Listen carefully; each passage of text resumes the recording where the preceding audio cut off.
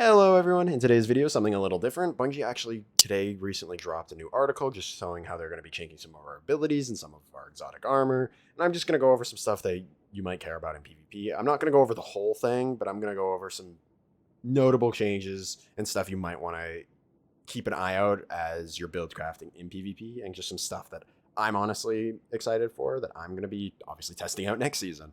Alright, so starting off with exotic armor, Knucklehead Radar, they're actually changing it. So it's just going to get the whole bonus that the Foe Tracer exotic has, which is kind of crazy. So now it's going to give enhanced radar like it does now. And then it will give it the free AE. It will give the little wall hacks that it gets. It will give the increased damage when people are low. And I don't actually remember if Foe Tracer does anything else. But overall, that's going to be a pretty good exotic now. Honestly, I think Knucklehead Radar will be a very good beginner-friendly exotic especially. But Foe Tracer was already very good, so now that they're mixing that together, it's kind of crazy. So Foe Tracer actually needs a full rework now that they've given away the perk. So they're actually going to be copying one of the artifact perks that we had last season. When you deal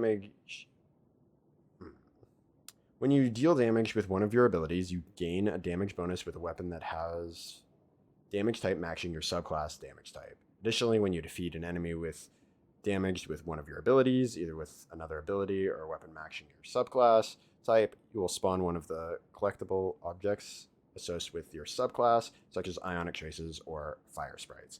So you get a kill with your ability, it will give you a damage bonus for your gun, and that's pretty cool. I guess it will depend on how high the damage bonus is, and being able to spawn ionic traces or fire sprites or whatever subclass you're on will be cool. I think it'll be all right. I think it can add some build crafting. I think it could be fun depending on the damage bonus we get, but I don't think it'll be anything crazy. All right, so Lucky Raspberry. So they reworked the exotic a little bit, but for the most part, it works the same.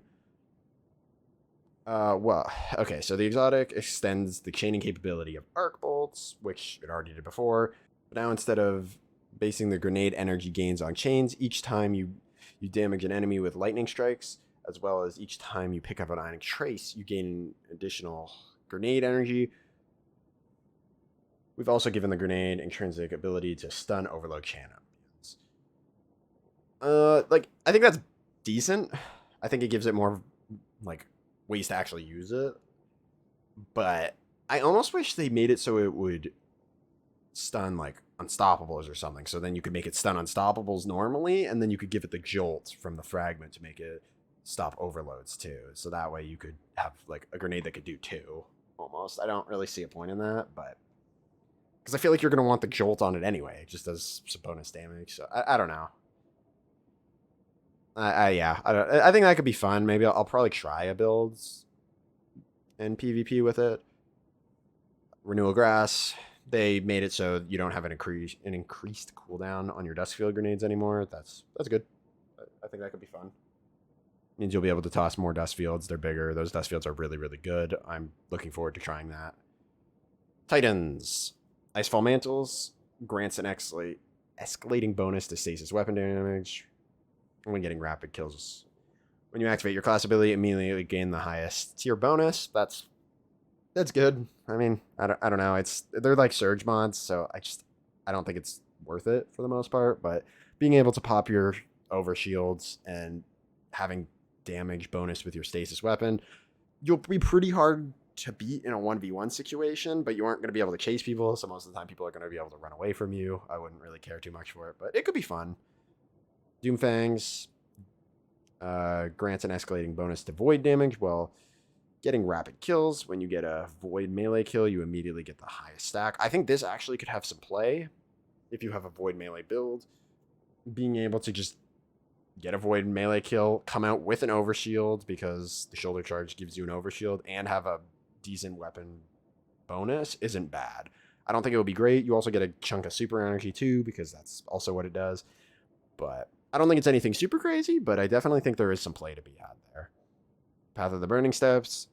Getting a solar grenade kill now grants you the highest stack of solar weapon damage. I mean, yeah, it's a buff. I don't think it's anything crazy, but I could see it being decent. If you have a demolitionist weapon, you hit him with a grenade, you get the surge mods and the demolitionist bonus that, or an adrenaline junkie. Sorry, adrenaline junkie bonus. That's all right. I don't think it's anything crazy, but it's not bad. Eternal Warrior. Since the exotic only grants its highest tier damage bonus activation when your super ends, which is rare occurrence, true. The duration of the arc weapon damage bonus when you Fist of Havoc super ends has been extended to 30 seconds, up from 10. Huh. That's actually pretty good.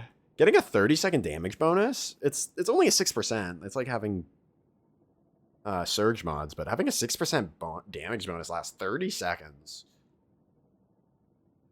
That could have a play, honestly. I could see that being good.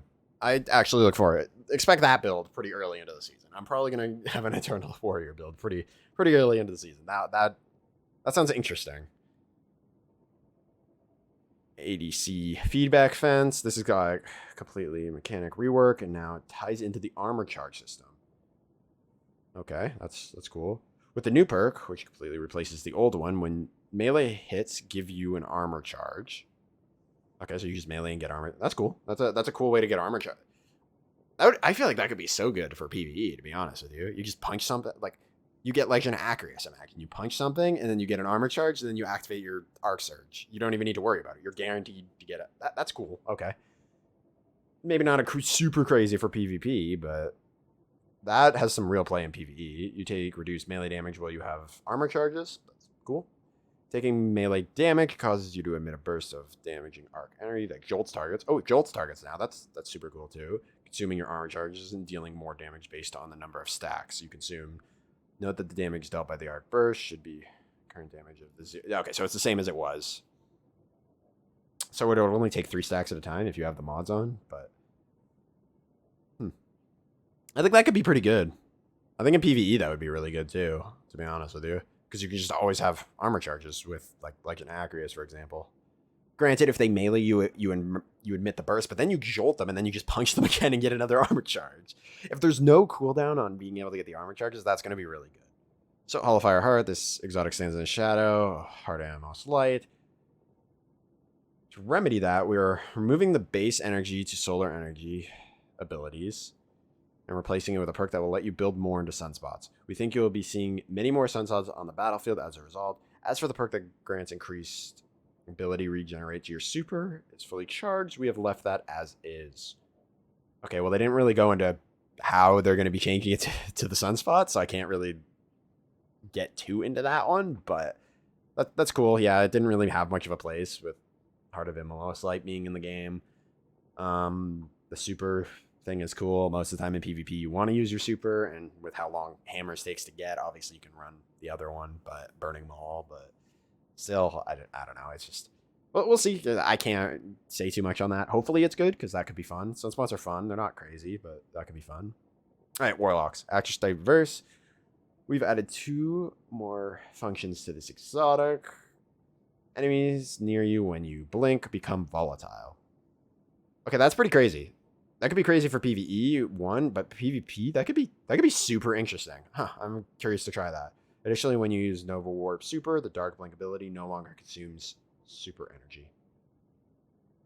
Oh, that's cool. That's fun. That's good. That'll be super interesting to see. Geomags. We are often heard calls to restore the perk that lets you top off your super by sprinting. Please never do that. Ever. That was so bad. That was so bad. Instead, we want to give players a way to get more super energy, no matter how charged their super is. Now, picking up Ionic Traces while wearing this exotic will grant Guardians additional super energy. Yeah, that's probably that might be really good for PvE.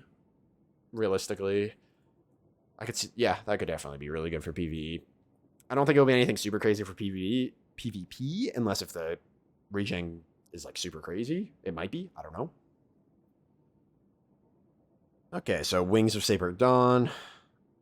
Leaning into the orbital weapon platforming fantasy, we want to help players have a way to stay afloat longer, especially targets rich PvE environments. Typically, reloading was the main cause the float ends. This is going to now automatically reload solar weapons, including the weapons you are holding, from reserves each time you get a kill while aiming down sights. This one, or try this out with Xeno. Okay, I don't think that really changes the exotic at all, but Maybe for PvE, as they changed it for, but doesn't really do anything for PvP. Okay, Winter Guile. Interesting. Due to the nature of Stasis Warlock ability, this exotic has previously a disappointing choice for this subclass. We've added a new perk to this one, specifically the one when you are playing Stasis subclass. Now, combatants encased by your Penumbral Blast will automatically shatter after a short delay. Huh. Okay, that could be fun. I don't think that's really good, to be honest with you, because most of the time if you hit somebody with a Penumbral Blast, they're going to die anyway. They're about 15 meters like within you, and you generally just snipe them, shotgun them, melee them, or like whatever you need to do. There's not too often that you wouldn't just be able to get the kill anyway, but I could see a play being made for it where you hit them with it, they get blown up, and then you just keep moving on your way. You can kind of just like pre-fire corners with it. If you hit them, they die, and then if they don't, then whatever, it doesn't really matter. You can just kind of pre-fire it. I could see that being good. And I mean, I would assume it would give you the damage bonus too. I guess that would be cool. So you fire it, you hit somebody, and then because there's a short delay, they'll blow up. You'll get the melee damage bonus, and then you just start going meleeing people. Actually, that could be pretty cool. I look forward to trying that. I don't think it will be necessarily anything crazy, but I look forward to trying that. That'll be really fun. Ability preview. So not all of these are PvP, so I'm just going to do a quick little rundown of the PvP ones, and then I'm going to skip over most of the PvE ones. So, Towering Barricade on Titan. Base cooldown increased from 48 to 70 seconds. Thank you, for the love of God. Please get the barricades out of PvP. All barricades max health reduced from 600 to 500. Good. They hopefully will break a little bit quicker. Damage resistance. Okay, that's fine. Make them a little stronger in PvE. That's cool. Thunder Crash. Increase base cooldown 500 to 556 seconds, matching most of the roaming supers. That's cool. That's great. That's one of the biggest complaints I had of Thunder Crash. Is it was a fast cooldown, and it was one of the best supers in the game. It was fantastic. Knockout, reduced damage bonus versus players from 50 to 30. I don't think that's really going to do anything, but I mean, it's something. Okay, so next thing for PvP would be Silk Strider. They're increasing the damage resistance from 40 to 45. That's good. It needed to be a little tankier. Anytime someone popped that super, I pretty much just challenged it because it would just die, and it was hilarious. Reduce the spend time between Silk Strider super air attacks. That's good.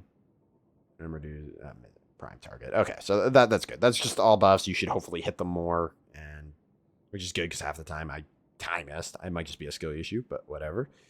Right, so the grapple, they're actually just making it so when you grapple, it will take prioritize of the melee. So anytime you grapple, you shouldn't be like meleeing the air anymore. It should always do the little lunge thing, which is good. And they're changing up some fragments here.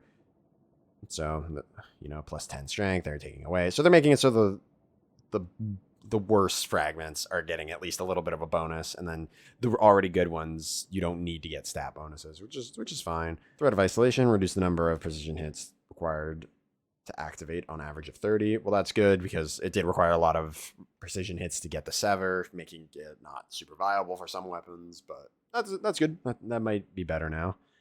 Threat of Rebirth, the number of created threatening now increased based on the tier of the target, minor 1, elite, or player 2, boss, or champion 3. Okay, that's cool.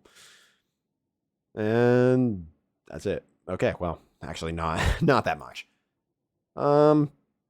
Yeah, so there's some decent changes here. I think Knucklehead Radar will be a fantastic pick now. Nothing like stupidly meta by any means, but I think it will be good. Folk Tracer might have some build potential. I don't see that being crazy. Lucky Raspberry could be fun, but I don't really see much. Renewal Grasp, I think, will be a lot better now that you can use your dust fields again. I don't think any of this is really super crazy except for Eternal Warrior. I think Eternal Warrior could have a play in 6v6. I think that will be a lot of fun. Feedback Fences, I think, could be pretty good, to be honest. I look forward to trying them out. I need to see what Hall of Fire is, obviously. We don't really know. They didn't really tell us too much, but it could be fun. Astriverse, I feel like, will be a lot of fun. And Winter Guile, I didn't really think too much on it initially, but I think it could be a lot of fun as well. If you guys do enjoy the video, please remember to like and subscribe, as it does help out with the channel. I was just trying something a little different here. Obviously, I'm probably not going to do this super often unless if it revolves around my type of content. Only reason I'm really super focusing on it is due to the build crafting, and these are different than builds that we'll probably be able to run. So I just figured I would run over it a little bit as well. But if you do enjoy, thank you.